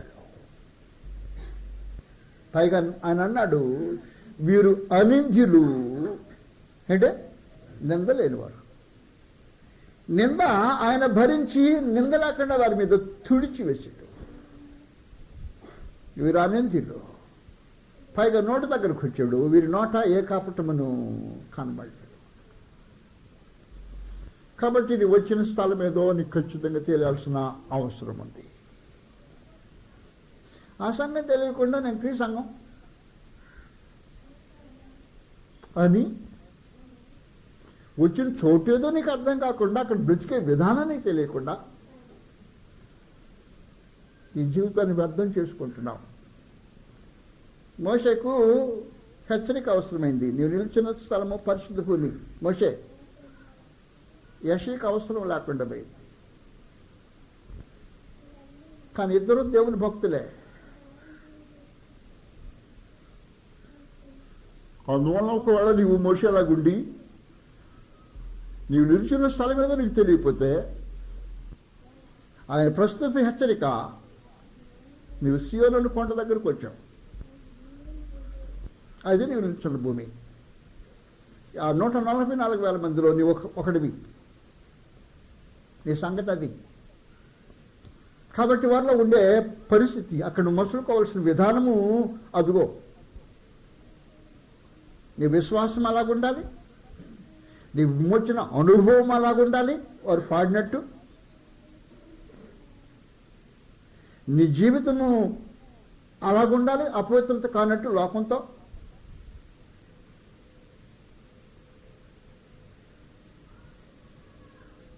నీ నడక, నీవు కొనబడిన విలువ, ఆ తర్వాత నీ నోరు ఉండాల్సిన తీరు, అక్కడికి నీ వచ్చింది. కాబట్టి మీరు సీయోను కొండకును, సీయోను కొండ దగ్గరకు వచ్చిన దేవుని ప్రజలు ధన్యులు. ఒకవేళ నీ వాళ్ళలో చేరుంటే దానికంటే ఘనమైంది భూమి మీద లేదు. వాస్తవం అక్కడ ఏం జరిగిందో తెలిసిన గతం చరిత్రలో ఇది అక్షరార్థంగా ఆలోచన చేసిన మనుషులు 144,000 అంటే 144,000 మంది అని. తెల్లని వస్త్రాలు అంటే తెల్లని వస్త్రాలు ధరించుకుని, మామూలు భౌతికమైన తెల్లని వస్త్రాలు ధరించుకుని, కొండ అంటే కొండ మీదకి ఎక్కి 1914లో ప్రభువుని యేసు వస్తాడని కనిపెట్టి లెక్కలేసి రాలా. నాయకుడిని అడిగారు, ఏమయ్యా ఏం జరిగిందని. కదా లెక్కలు తప్పుపడి ఉంటాయి అన్నాడు. ఇంటికి వెళ్ళి మన లెక్కలు వేద్దాం అని లెక్కలు వేసాడు. లెక్కల ప్రకారం మరోసారి బియ్యం రాలా.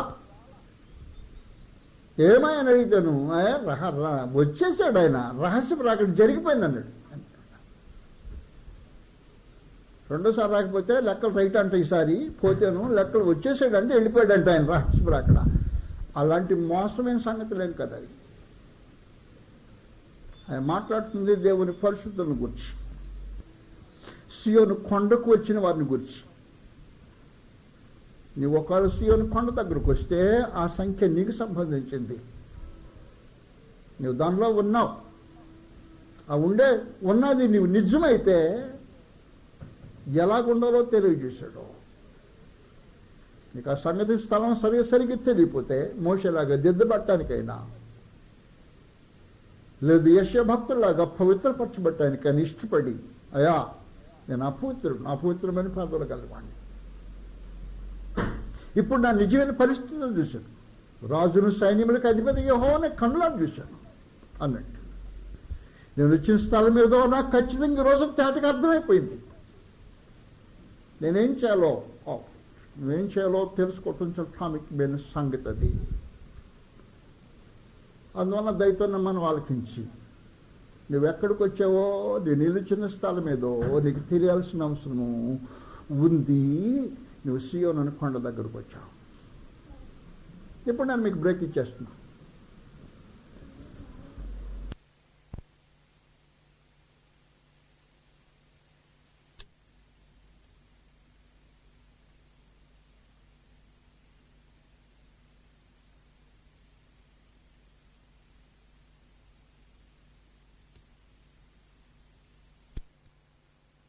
హెబ్రీయులకు తిరిగి 12వ అధ్యాయంలో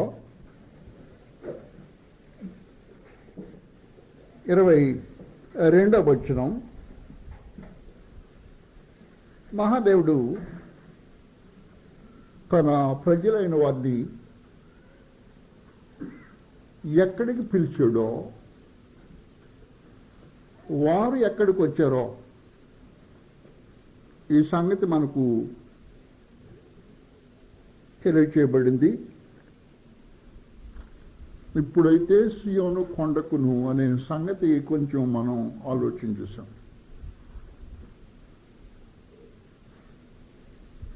రెండవ విశేషమైన సంగతి, జీవమగల దేవుని పట్టణమునకును.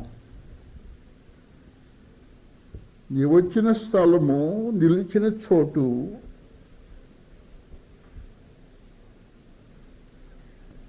జీవము గల దేవుని పట్టణం.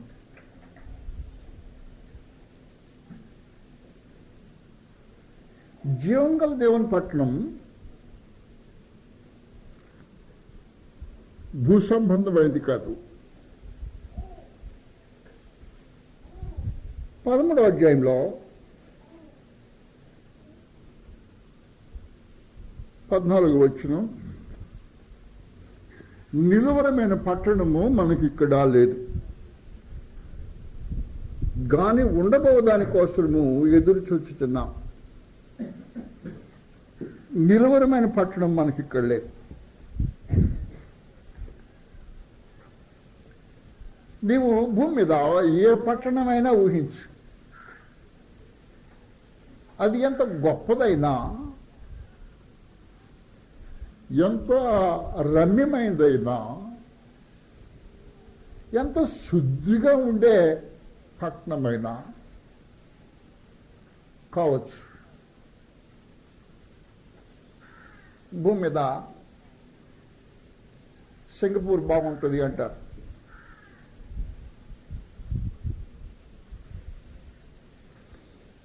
నీట్గా ఉంటుంది అంటారు.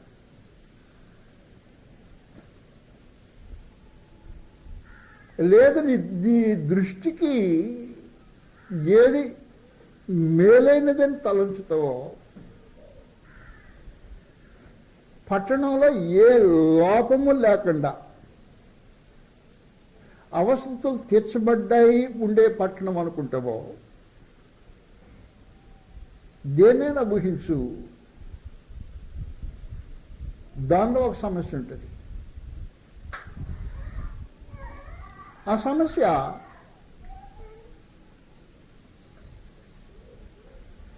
నీవు దాన్ని అనుభవించలేకపోవటమే.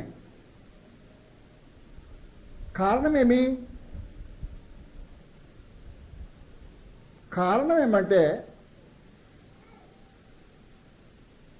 నువ్వు శాశ్వతంగా భూమి మీద ఉండేదానికి అవకాశం ఉంటుంది. శృంగారమైన పట్టణం, బహు అందమైంది, లోక ప్రఖ్యాతిగాంచింది, ప్రసిద్ధిగాంచింది అనుకుందాం. దాంట్లో ఏ లోపము లోటు లేదు అనుకుందాం. ఉన్న మనుషులు సంపూర్ణంగా సంతోషము సుఖం అనుభవిస్తున్నారు అనుకుందాం. వారికి భౌతికమైన ఏ కష్టాలు లోపాలు లేవే అనుకుందాం. కానీ ఒక లోపం ఉంటుంది. లోపము మొట్టమొదటిగా తాను శాశ్వతంగా ఉండడు. మొదటి సంగతి.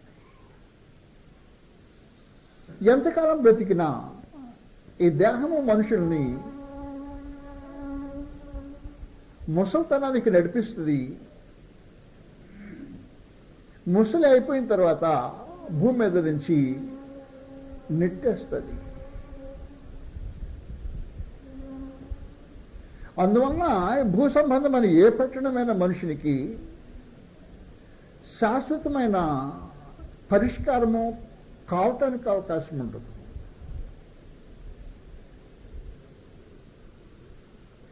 రెండవది, ఆ పట్టణము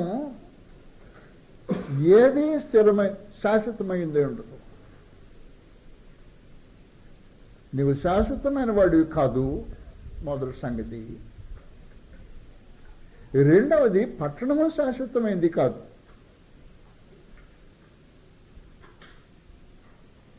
భూమి అందరి కృత్యములు కాల్చివేయబడే ప్రత్యేకమైన ఒక రోజు ఉంది.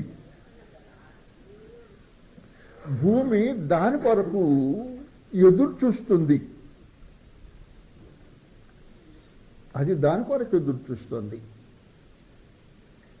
అందువలన నిలవరమైన పట్టణం లేదనే మాట వాస్తవం. రెండు సంగతులు చదువుతాం ఈ సందర్భంలో గ్రంథంలో నుండి.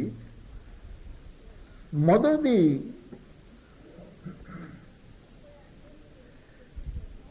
భూమి మీద ఉండే పట్టణాలతో పాటు కృత్యములన్నీ కాల్చివేయబడతాయి అనే సమాచారం. 2 Pétరు 3వ అధ్యాయంలో ఈ సంగతి తెలియచేయబడింది.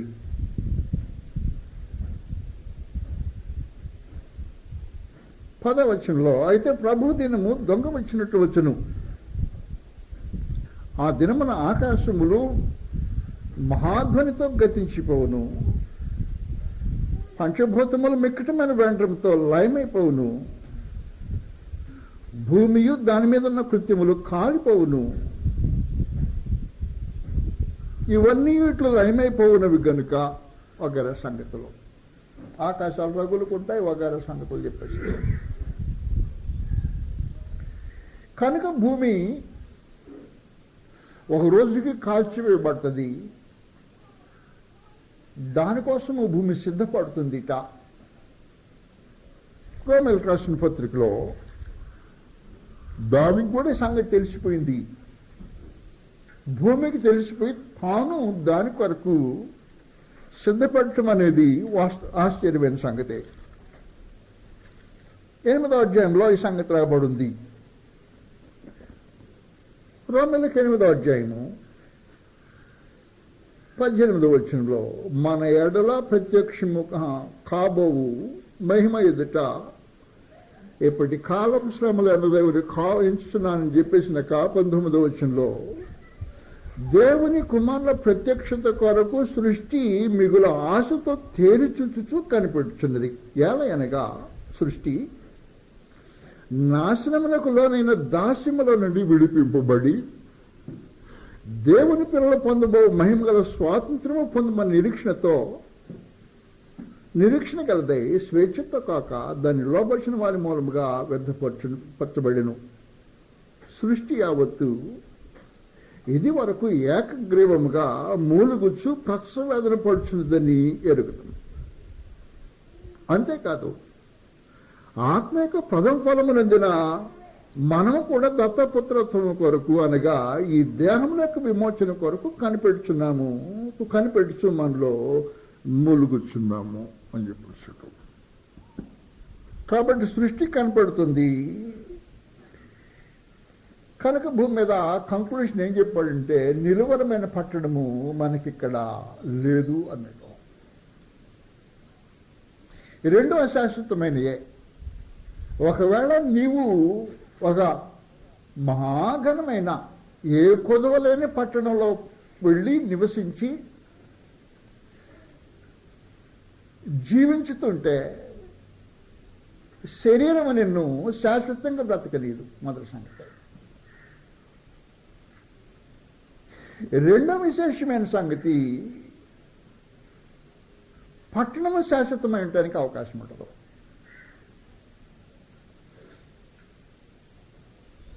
కానీ మీరు పిలువబడిందే జీవము గల దేవుని పట్టణానికి. ఆ పట్టణానికి పిలిచినప్పుడు దేవుడు 2 గ్యారెంటీలు ఇచ్చాడు నీకు.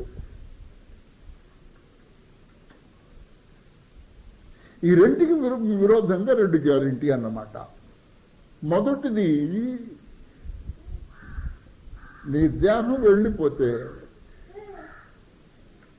ఈ భూమి దాన్ని మట్టిగా చేస్తే ఆయన పట్టణంలో నీవు శాశ్వతంగా నివసించే ఒక దేహం అనుగ్రహిస్తానని వాగ్దానం చేశాడు.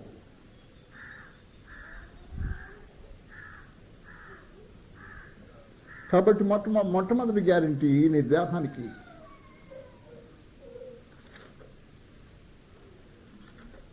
ఎఫెసీయులకు రాసిన పత్రిక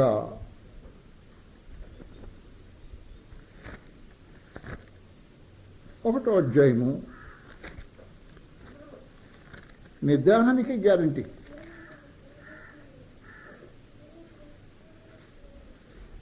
13వ వచనం నుండి మీరు సత్యవాక్యమును అనగా మీ రక్షణ సువార్తను విని క్రీస్తునందు విశ్వాసం ఇచ్చి వాగ్దానం చేయబడిన ఆత్మచేత ముద్రింపబడుతిరి. దేవుని మహిమకు కీర్తి కలుగుటకై ఆయన సంపాదించుకున్న ప్రజలకు విమోచనము కలుగు నిమిత్తము ఈ ఆత్మ మన స్వాస్థ్యమునకు సంచకరువుగా ఉన్నాడు అన్నాడు. అంటే నీకు అర్థం తెలియలేదా? 2 కొరింథీ 5వ అధ్యాయంలో సంగతి వివరించాడు. నీ దేహానికి గ్యారంటీ నేను. దేవుడు కట్టే పట్టణంలో ఈ దేహంతో పని లేకుండా, ఈ దేహం నీకు లేకపోయినా, ఇది శాశ్వతమైనది కాకపోయినా శాశ్వతమైన దేహం అనుగ్రహిస్తాను అనే వాగ్దానంతో దేవుడు తన పట్టణంలోనికి ప్రజలను పిలిచాడు.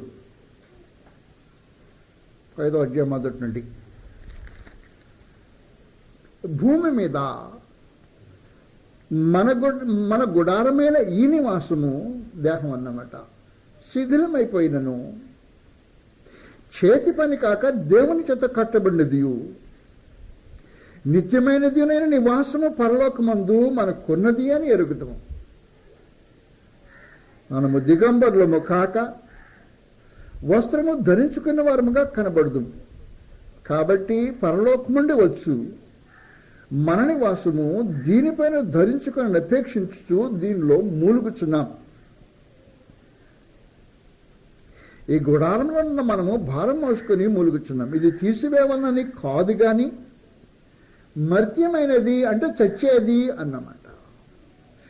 జీవము చేత మృంగివేయబడినట్లు ఆ నివాసము దీనిపైన ధరించుకున్న కోరుచున్నాం.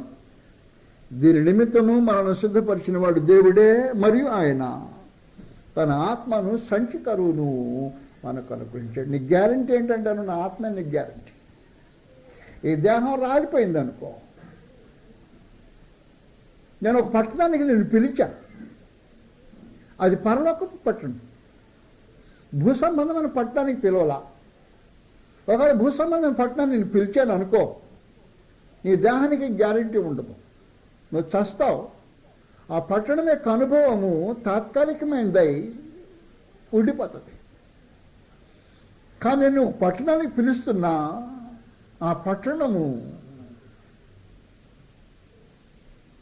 శాశ్వతమైన పట్టణం, అది పరలోక సంబంధమైంది. పరలోక సంబంధమైన ఆ పట్టణంలో నీవు శాశ్వతంగా ఉంటావు. దానికి నా గ్యారంటీ పరిశుద్ధాత్మ నీళ్ళు పెడతా. నేను గతంలో ఒక సంగతి మీకు ఉదాహరణకి చెప్పాను, మళ్ళా చెబుతున్నా. గేదెలు మాట్లాడుకోవడానికి వెళ్ళాడు ఆయన. బాగా చూశాడు, మంచి గేదె, పాలు పిండుకొని చూశాడు. 2 బకెట్లు ఇచ్చాయి. ఓ 25,000 రూపాయలు ఆ రేటు మాట్లాడుకున్నాడు. మాట్లాడుకుని అయిపోయిన తర్వాత తన జేబులో నుంచి ఒక 100 రూపాయలు తీశాడు పెట్టి, ఇది ఉంచయ్యా నీ దగ్గర బజానా అన్నట్టు.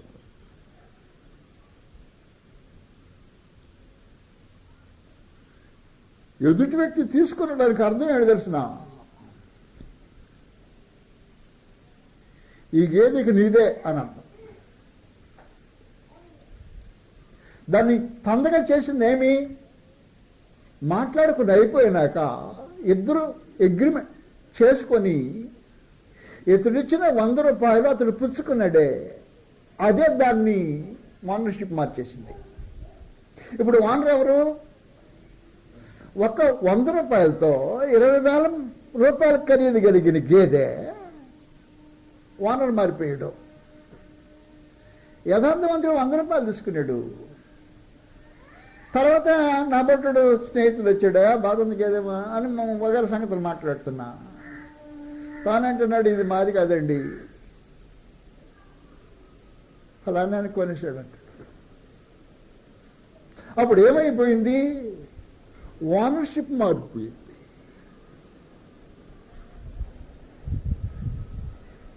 ఓనర్షిప్ ఒక్కటి మాత్రమే మారిపోలా,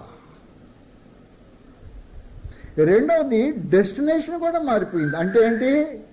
ఇది మా ఇంట్లో ఉండదండి, ఎవరింట్లో ఉంటుంది? ఎవరు కొనుక్కున్నాడో ఆ ఇంటికి సంబంధించింది, ఇది వచ్చి తీసుకెళ్తాడు అన్నమాట.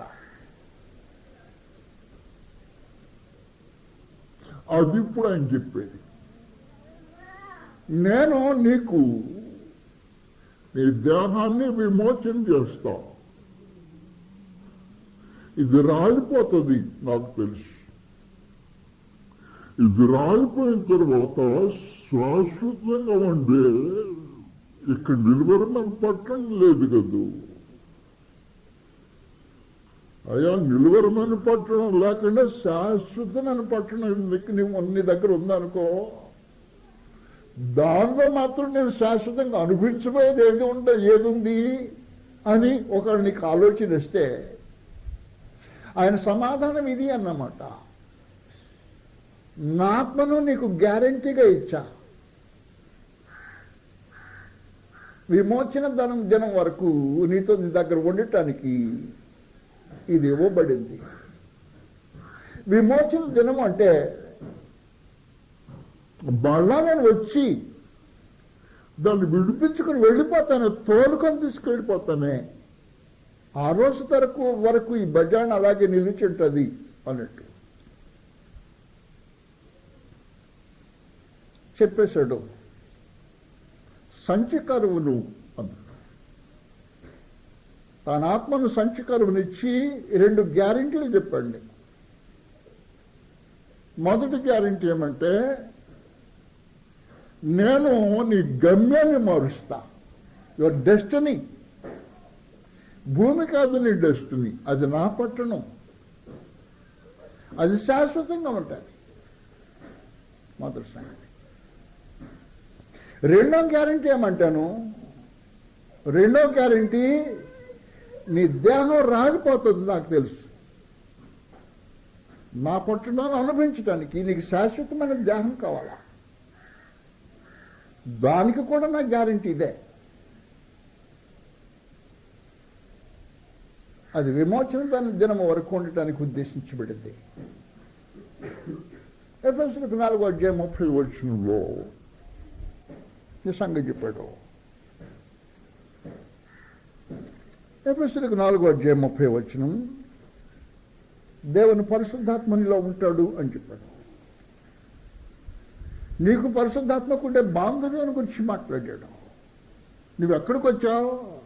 అక్కడికి వస్తేనే ఆ స్థలంలో నీకుండే బాంధవ్యాన్ని సంగతి చెప్పేశాడు.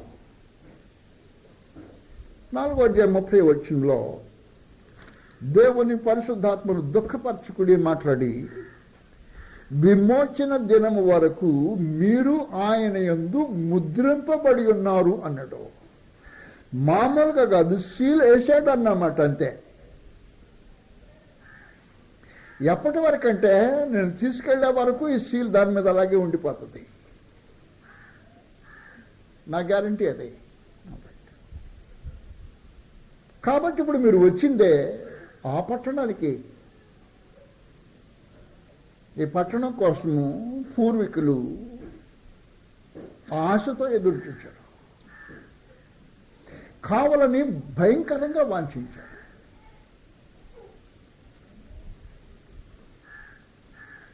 హెబ్రీయులకు 11 ఆ పట్టణం కొరకు వాంఛించిన జనాల గురించి సంగతి రాయబడింది. 11 హెబ్రీయులకు రాసిన పత్రిక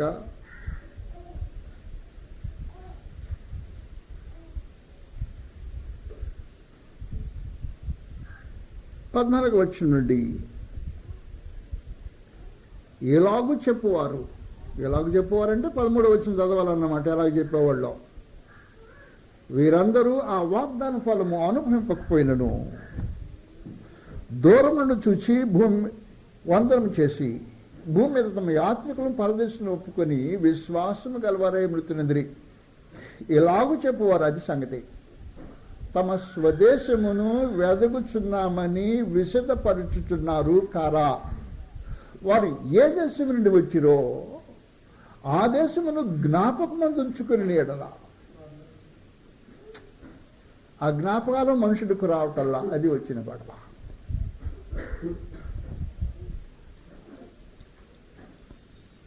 ఈ సంగతులు జ్ఞాపకాలకు రావాలి.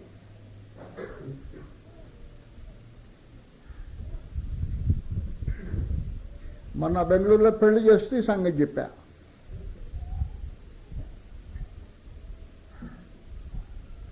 మహోన్నతుడు దేవుడు కోట్ల కొలది మంది దేవదూతలను, కోట్లాది జీవులను, ప్రాణులను భూమి మీద చేసిన తర్వాత నరుణ్ణి ఒక్కడే ఎందుకు చేశాడు అనే ఆలోచన కోసేపు మాట్లాడుకున్నాం. ఒక్కడే ఎందుకు చేశాడు?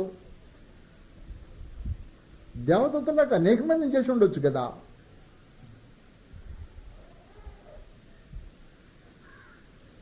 నరుని కొరకైనా దేవుని ఆలోచనలు వేరుగా ఉన్నాయి. ఆ ఒక్కడిగా చేయటం అనేది ఆయన దయాపూర్వకమైన సంకల్పం యొక్క ఏర్పాటు. ఏమిటి అతనిలో ఉన్న ప్రత్యేకత ఏమిటి?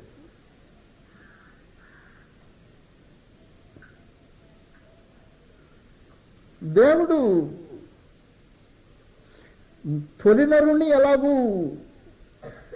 మట్టిలోంచి తీసి తన ఆత్మను ఊదాడో, ఇక మీదట అలా మట్టిలోంచి తీసి ఆత్మ ఊదేదానికి కాకుండా వివాహ దంపతులను దీవించి వారి దేహాన్ని ఆశీర్వదించేటప్పుడు అది మట్టి. ఏది? వివాహపు దంపతులకు కలిగే బిడ్డున్నదే అది మట్టి. భూమిలోంచి తీసిన మట్టి లాంటి మట్టి ఏర్పాటు చేసి ఆ బిడ్డ భూమి మీదకి రాకమునుపు తన ఆత్మను ఊది అప్పుడు భూమి మీద నరుని చేయటం ఉద్దేశించాడు. కాబట్టి ఏం జరుగుద్ది? తల్లిదండ్రులకు కలిగిన దేహపు బాంధవ్యం వలన మట్టి ఏకమైతే వాళ్ళ తన ఆత్మను ఉదయం భూమి మీదకి రప్పించడం అనేది దేవుని యొక్క ఏర్పాటై ఒంటరిగా చేసి ప్రతి కేసులో భూమి మీదకి వచ్చే ప్రతివాడి జీవితంలో దేవుని జోక్యంతో ఆయన ఆత్మ ఊది మానవ సృష్టిని జరిగించడానికి ఉద్దేశించాడు.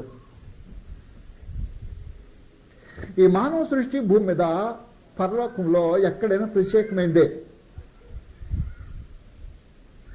సృష్టిగా మానవుని కంటే ప్రత్యేకమైంది పరలోకంలో లేదు, భూమి మీద లేదు, ఇంకెక్కడా లేదు. వాస్తవంగా మానవుడు దేవుని సంకల్పంలో భాగం. దీని కొరకు ముందుగానే సమస్త ఆలోచనలు జరిగిపోయాయి. ఎక్కడి నుంచి వచ్చేవాడు ఆ సంగతి జ్ఞాపకం రావాలి మనకి. నేను తల్లి గర్భంలోంచి వచ్చాను అని జ్ఞాపకం ఉంటే అది నీ దేహాన్ని గురించిన జ్ఞాపకం. నేను దేవుని యొద్ద నుంచి వచ్చిన జ్ఞాపకం నీకుంటే అది నీ ఆత్మను గురించిన జ్ఞాపకం. అనేక మంది మనుషులకు తమ ఆత్మను గురించిన జ్ఞాపకం ఉండదు, మట్టిని గురించిన జ్ఞాపకం ఉంటుంది. మా అమ్మ నాన్న గడి కంటే నేను వచ్చాను అన్నాడు.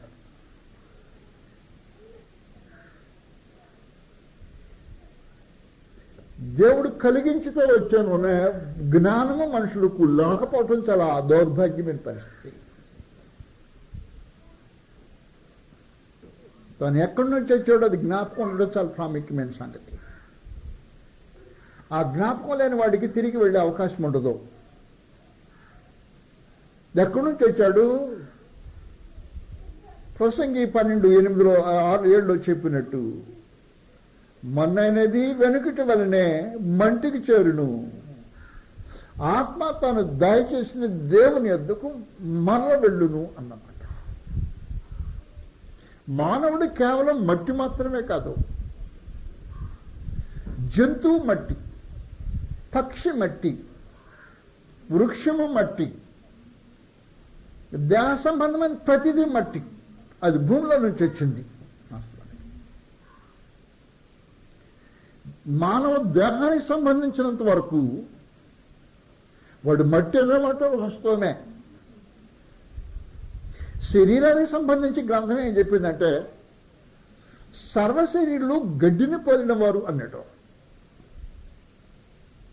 అది దేహానికి సంబంధించిన కార్యక్రమం. అది మట్టిలో నుంచి కలిగింది. ఏ దేహం మట్టిలో నుంచి వచ్చింది, మట్టి పుట్టించిన దాన్ని తింటుంది అంతే. ఈ మట్టి పుట్టించిన దాన్ని కాకపోతే తినేదానికి అవకాశం ఉండదు మనిషికి. మళ్ళా తిరిగి దేహం మట్టికి వెళ్ళిపోతుంది. అది దేహానికి సంబంధించిన దొరకాలి. కానీ మనుషుడు కేవలము మట్టియే కాదు.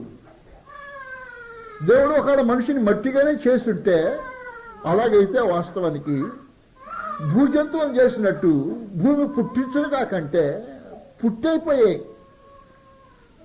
అలా జరగల. భూమి పుట్టించలా మనుషుల్ని. దేవుడు తొలి జంటను పుట్టించాడు, మళ్ళా మనుషులు పుట్టించేటట్టు ఏర్పాటు చేశాడు. ఆ సందర్భంలో మహాదేవుడు మానవ జాతితో ఏకమై దాంపత్య జీవితాన్ని ఆశీర్వదించేటప్పుడు వారి గర్భఫలము బయటికి శరీరము వారు ఇచ్చినప్పుడు ఆత్మను తాను సప్లై చేసి రెంటిని మ్యాచ్ చేసి భూమి మీదకి వచ్చి, నువ్వెక్కడి నుంచి వచ్చావు? నా దేహము నా తల్లి గర్భం నుంచి వచ్చింది, నా ఆత్మ నా దేవుని దగ్గర నుంచి వచ్చింది. నా తల్లిదండ్రులు చచ్చి మృతి పొంది మట్టికి వెళ్ళేవాళ్ళు, అలాగూ నా దేహం కూడా అలాగే వెళ్ళిపోయేది. కానీ నా దేవుడు శాశ్వతమైన వాడు, నా ఆత్మ ఆయనలాగా శాశ్వతంగా ఉండేది. ఆ సంగతి నీకు జ్ఞాపకం ఉంటే వారి కోసం ఒక పట్టణం పరలోకంలో తయారు చేయబడుతుంది. ఆ జ్ఞాపకం లేని వాడి కోసము ఏమీ లేదు. వాస్తవం మనుషులకు ఆ జ్ఞాపకం చాలా తక్కువైపోయింది లోకంలో. అబ్రహాం, ఇస్సాకు, యాకోబులు ధనికులు, పేదలు కాదు.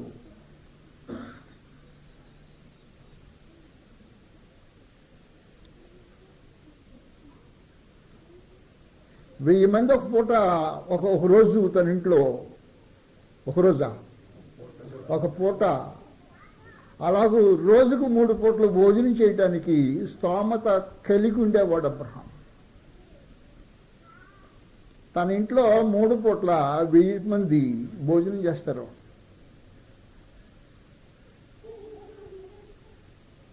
కాబట్టి పేదవాడు మాత్రం కాదు.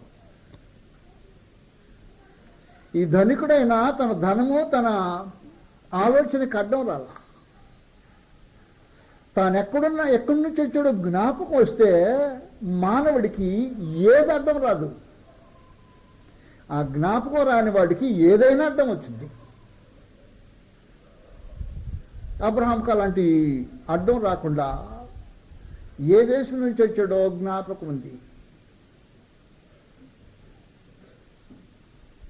పరమదేవుడు అతను కనానుకు తీసుకొచ్చిన తర్వాత తూర్పున పడమర ఉత్తరము దక్షిణము చుట్టూ తన కాళ్ళు పట్టినంత తిప్పించి దాదాపు 15 సంవత్సరాలు 15 సంవత్సరాలు మనుషుడు తిరిగి అయిపోయిన తర్వాత నువ్వెంత దేశమని కాళ్ళతో తిరిగావో అదంతా నీ పిల్లలకి ఇచ్చేస్తాను.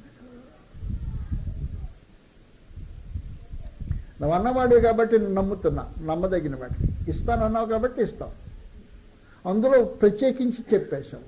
నా 4వ తరం వారికి ఇస్తామన్నావు కాబట్టి నమ్మేశా. నీకు దండం.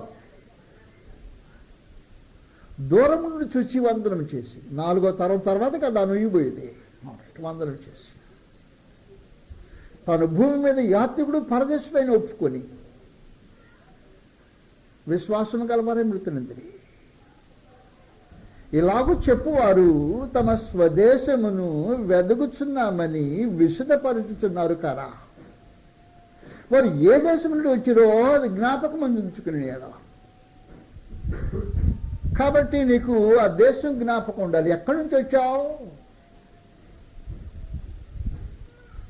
ఎక్కడి నుంచి వచ్చావో జ్ఞాపకం లేని వాడికి ఆ పట్టణంతో సంబంధం ఉంటుంది.